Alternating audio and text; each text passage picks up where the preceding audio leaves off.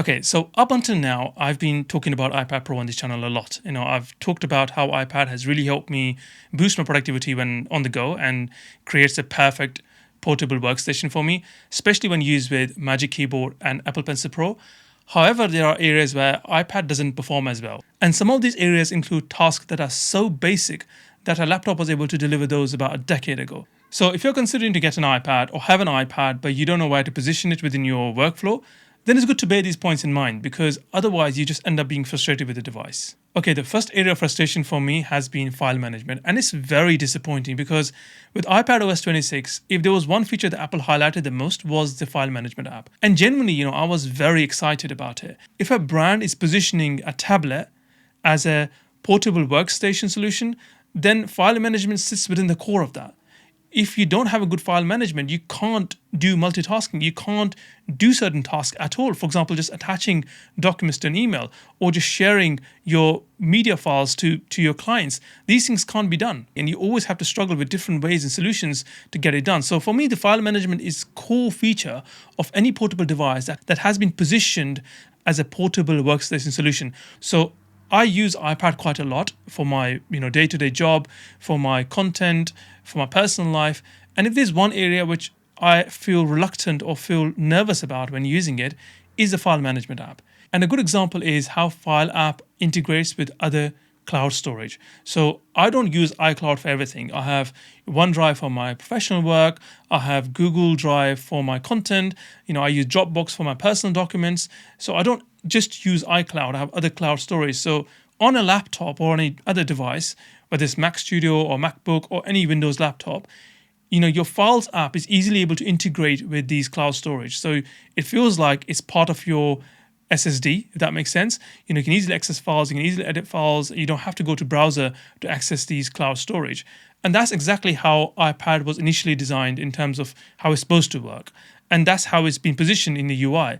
But when it comes to actually using those cloud storage and trying to access the content on the drive, it doesn't always work. So I'll try to show an example in this video where I'm trying to use Google Drive to attach a file to an email. I hope it's a bug that Apple will finish in the upcoming software releases, but it's been there for a few months now. And a device that costs like nearly about $2,000, you don't expect it to have issues like this.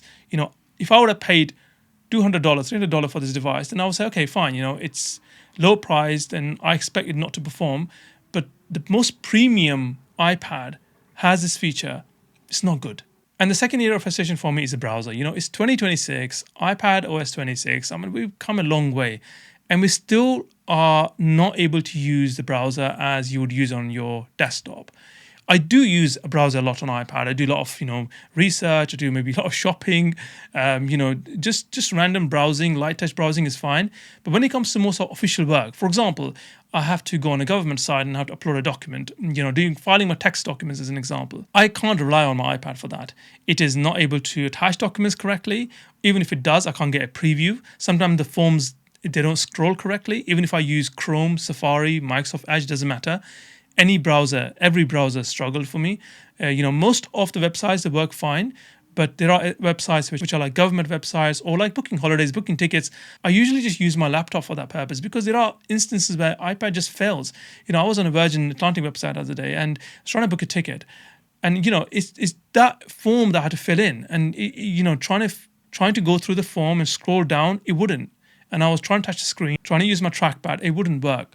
And that's what I meant by, is this the only device you need? Or is just an additional device to your core device, which should be a laptop? But don't get me wrong, overall the browser is perfect. It does 99% of the stuff that I throw at it. But is that 1%?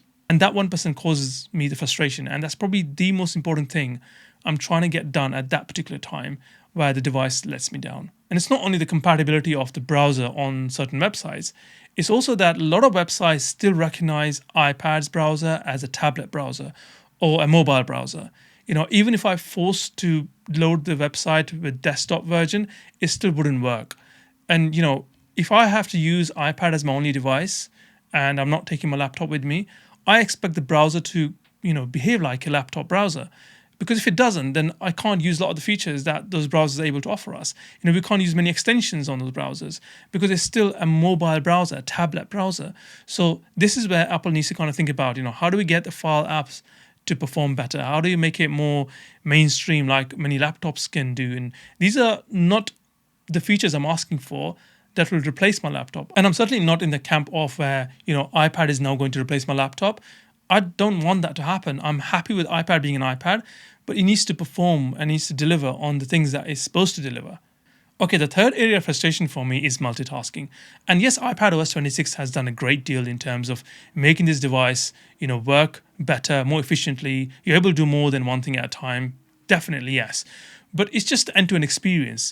It causes frustration at times, and sometimes it just defeats the purpose of using this device as a multitasking device. And that's where the problem starts. So for example, we've all seen the iPadOS 26 4-window option. So you can have 4 apps running at the same time in the form of 4 windows.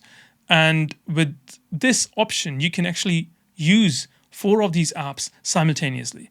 So for example, in my use case, I usually work at my desk, but I have 4 apps on my iPad that I have on all the time, such as Safari, Notes, Reminder, or Calculator, so that I can just focus on what I need to do on my desktop. And if I need to do research or need to take some quick notes down or do some quick calculations or, just put a reminder in, I've got all those apps ready on a screen that I can just use and get moving, and I don't have to, it doesn't cause any friction in my workflow. It's pretty seamless.